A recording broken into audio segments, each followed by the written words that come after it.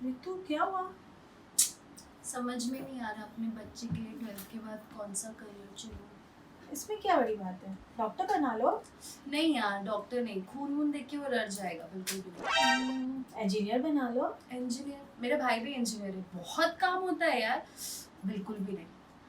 Teacher बना लो, सबसे अच्छा, इजी है। टीचर बहुत बोरिंग हो जाएगा और बच्चे लोग अच्छा इंटरेस्टिंग नहीं है उन्हें। एक काम करो, नेता बना लो। बाप रे, इतना करप्शन, करप्ट हो जाएगा मेरा बेटा। बिल्कुल भी नहीं। एक काम करो, उसको यहीं बुला लो। किसको? अपने बच्चे को।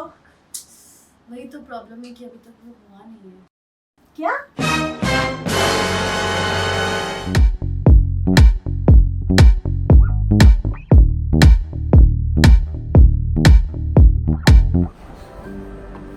कहते हैं चिंता और चिता में सिर्फ एक बिंदी का फर्क होता है, और अगर यही चिंता निकाली नहीं गई तो वक्त से पहले आपको चिता पे लेटा सकती है। लेकिन अब इसका ये भी मतलब नहीं कि आप इस बारे में भी चिंता करना चालू कर दो। आजकल चिंता तो हर किसी को रहती है, लेकिन जब यही चिंता, यही डर, यही फीलिंग आउट ऑफ कंट्रोल हो जाए तो समझिए कि आप एंजाइटी के शिकार हो गए। और एंजाइटी के अगर यही सिम्टम्स 6 महीने से अधिक टाइम, ज्यादा टाइम तक बने रहे तो ये चीज कॉम्प्लिकेटेड सिचुएशन बन जाती है। ये आप ही के दिमाग से निकली हुई प्रॉब्लम है। एक काम हुआ नहीं कि दूसरे काम में कूद जाना, हर काम में हड़बड़ी करना, सब काम सही हो रहा है फिर भी उसमें टेंशन करना, हर छोटी छोटी बात पे मेंटल स्ट्रेस लेना। फियर और टेंशन की इसी फीलिंग को मेडिकल टर्म्स में एंजाइटी का नाम दिया गया है। कई बार तो आपको खुद ही पता नहीं चलता कि आप बेवजह सोचने के आदी हो चुके हो।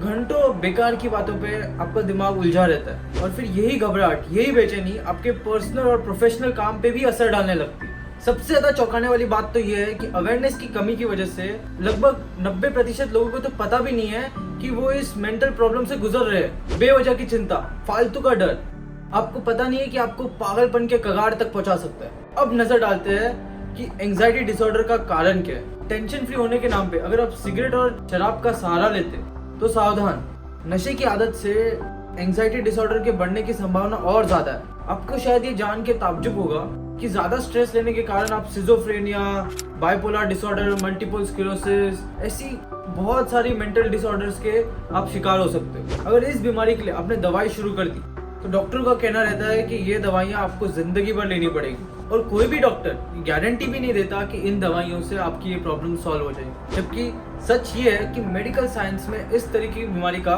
कोई भी इलाज नहीं है, क्योंकि ये एक मेंटल बीमारी, और दवाइयाँ आपके माइंड तक नहीं पहुंच सकती, आपके ब्रेन तक पहुंच सकती है, माइंड तक नहीं पहुंच सकती। और इस प्रॉब्लम की जड़ साइकोलॉजिकल और इमोशनल डिसऑर्डर्स होते हैं। साइकोथेरेपी भी इस बीमारी पर ज्यादा इफेक्टिव नहीं। इस प्रॉब्लम के सोल्यूशन के लिए आपको चाहिए एक सीनियर लेवल का लाइफ कोच, और ये लाइफ कोच आपके अंदर भरे पावर, कॉन्फिडेंस, करेज, ताकि आप किसी भी चिंता का बिना डरे सामना कर सको। अभी हम बात करते हैं एंजाइटी डिसऑर्डर के लक्षण क्या है। लक्षण है बेचैनी, घबराहट होना, पसीना छूटना, नींद में पसीना छूटना, हार्ट बीट तेज हो जाना, यहाँ तक कि डाइजेस्टिव सिस्टम भी खराब हो जाना। और ये एंजाइटी का पहला स्टेज है।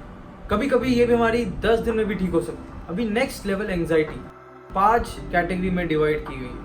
पहला टाइप होता है जनरलाइज एंजाइटी डिसऑर्डर। इसमें एक नॉर्मल आदमी भी छोटा छोटा सी बातों को इतना ज़्यादा नेगेटिव बना लेता है कि उसे लगता है कि अब बुरा ही होने वाला है और अब मेरा जीना बहुत ही मुश्किल हो गया या हो जाएगा।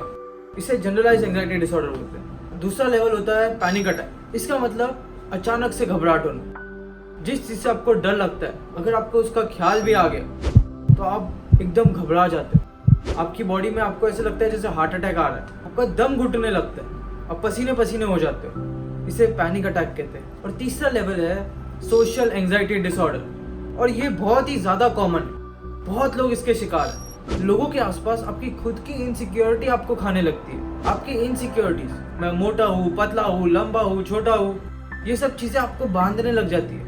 आपको लगता है आप कुछ नहीं कर सकते इन चीज़ों की वजह से। इसे सोशल एंजाइटी डिसऑर्डर कहा जाता है, जिसमें आप लोगों से कटने लगते हो। पोस्ट ट्रॉमेटिक डिसऑर्डर, कोई आपकी लाइफ की बड़ी घटना, किसी अपने का जाना, किसी अपने को खो देना, या दिल टूटना, या डिवोर्स हो जाना, या कोई भी चीज़ जो आपकी प्यारी है आपसे छिन जाना। जब ये ऐसी घटना होती है आपकी लाइफ में तब आपको मेंटली बहुत ज़्यादा स्ट्रेस होता है, और अगर ये स्ट्रेस आप हैंडल नहीं कर पाओ, जो बीमारी होता है, जो लक्षण आपको आता है, उसको पोस्ट ट्रॉमेटिक डिसऑर्डर कहा जाता है। पांचवी स्थिति जिसको बोलते हैं ऑब्सेसिव कंपल्सिव डिसऑर्डर या OCD। ये स्थिति में अगर आपके दिमाग में कोई काम आ गया तो आपको बस बार बार वही काम करने की इच्छा होती है। जैसे कि आपको हाथ धोने की इच्छा हुई तो आप बार बार हाथ ही धोते रहोगे। आपको चिंता लगी रहेगी कि दरवाजे का लॉक अच्छे से हुआ कि नहीं। आप 10, 20, 25 बार लॉक चेक करोगे खाली अपना। और कोई भी अगर एक थॉट आपके दिमाग में आ गया तो वही थॉट को लेकर आप डिप्रेस भी हो जाओगे। ये सबसे हाईएस्ट स्टेज होता है एंजाइटी का, जिसको कहते हैं ऑब्सेसिव कंपल्सिव डिसऑर्डर। एंजाइटी एक तरह का मेंटल इलनेस है। ये एक साइकोलॉजिकल डिसऑर्डर हो सकता है। बचपन की कोई घटना की वजह से आप में डर बैठ गया, आप में चिंता बैठ गई और ये चिंता अभी उभर रही है, बड़ी हो रही है, जिसकी वजह से आप नेगेटिव होते जा रहे हो। ये बीमारी 100% सही हो सकती है, वो भी बिना दवाइयों के। इसके लिए हमने एक 10 दिन का कैंप रखा है जो आप अटेंड कर सकते हो और उसमें आपको काफ़ी फायदा मिलेगा एंजाइटी से। ये मुंबई में होता है, लेकिन अगर आप ये अटेंड नहीं कर पाओ तो हमारा ऑनलाइन प्रोग्राम भी चलता है कि कैसे आप घर बैठे बैठे भी अपनी एंजाइटी से खुद को निकाल सकते हो। अगर आप हमारे पास नहीं आ सकते तो ये ऑनलाइन प्रोग्राम ज्वाइन करो, और आ सकते हो तो बिल्कुल हम आपको इस चीज़ से बाहर निकाल सकते हैं। इन कैंप्स में हम आपके अंदर से नेगेटिविटी निकालते हैं, आप में पावर भरते हैं। इस प्रोग्राम के थ्रू आप जो भी आपको लाइफ में चाहिए वो कैसे बगैर चिंता के आप हासिल कर सकते हो वो आपको सिखाते हैं। और काफ़ी आपके डाइट में, एक्सरसाइज में भी चेंज लाते हैं, क्योंकि आपको मालूम नहीं है कैसे आपके खाने पीने की वजह से भी आपको ये प्रॉब्लम चल रही है। अब जैसे ही कोई चीज़ खाते हो आपका खून बदलने लगता है। हमने अभी साइकोलॉजिकली रिसर्च कर लिया है इस पर। इसीलिए आप जो खाते हो वो आपके मेंटल स्टेट पे भी अफेक्ट होता है। अगर आप सही तरीके से खाना चालू कर दो तो आप महसूस करोगे आपकी लाइफ में एक अलग सी खुशी आ रही है। अगर आप एक्सरसाइज चालू कर दो तो भी आपको महसूस होगा आप अलग से ताकतवर हो गए हो, अपने ताकत आ गई है लाइफ को झेलने की। तो ये काफ़ी चीज़ें हम यूज़ करते हैं हमारे प्रोग्राम्स में आपको ठीक करने के लिए। तो कांटेक्ट करिए हमारे नंबर पे जो दिया गया है, कॉल पे बात करिए। जो लिंक दिया गया है ऑनलाइन प्रोग्राम का वो देखिए कि कैसे ये चीज़ आपको एंजाइटी से बाहर लेके आ सकती है। क्योंकि आपको समझना जरूरी है कि इस बीमारी का रूट कॉज क्या है। इस बीमारी का रूट कॉज है fear, sadness, lack of confidence, lack of trust, lack of love, past bad memories, failures, rejections, confusion, negative thinking. इसलिए हम लोगों ने एक स्पेशल टेस्ट डेवलप किया जिसका नाम है माइंड मैपिंग टेस्ट। इस टेस्ट को फिल करके 15 मिनट में हमें पता चल जाता है कि आपके बीमारी का रूट कॉज क्या है, और आपको खुद भी पता चल जाता है कि क्या कारणों की वजह से आप इस बीमारी से सफ़र कर रहे हो। पेशेंट को पता चलता है कि वो कौन सी हकीकत अपनी ज़िंदगी की एक्सेप्ट करने को तैयार नहीं है। पेशेंट की इन्हीं इन्फॉर्मेशन पर काम चालू किया जाता है और 1 से 3 महीने में 90% आपकी बीमारी निकाली जा सकती है। अगर घर पे झगड़ा चल रहा है, स्ट्रेस चल रहा है, कोई ड्रग एडिक्ट है, कोई अल्कोहलिक है, बहुत ही टेंशन है फैमिली में, कोई मेंटल डिसऑर्डर से सफ़र कर रहा है, तो जो उस फैमिली का सबसे कमज़ोर बच्चा है उसमें ये बीमारी आने के काफ़ी ज़्यादा चांसेस होते हैं। सोचिए, आँख बंद करके सोचिए, जब आप छोटे थे तब पहली बार चलना कैसे सीखे? डगमगाते कदमों को आपने धीरे धीरे आगे बढ़ाया ना, गिरे, संभले, फिर चले। और इसी तरह गलतियों से सबक लेकर चलना सीख गए। तब तो आपका बचपना था, अब तो आप समझदार।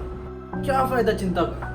चिंता करने से कुछ नहीं हुआ है। कोई टेंशन जो आपकी लाइफ में आज है उसके बारे में अगर आप 5 साल बाद हंसोगे तो आज उसके बारे में टेंशन लेके मतलब भी नहीं। और एक खास बात, दुखी उदास लड़के को तो शायद ही कोई लड़की पसंद करे। इसलिए खुश रहिए, खुशियाँ बांटिए, फिर ही खुशियाँ आपकी ज़िंदगी में वापस आएगी। क्योंकि खुशी एक ऐसी चीज़ है जो बांटने से बढ़ती है।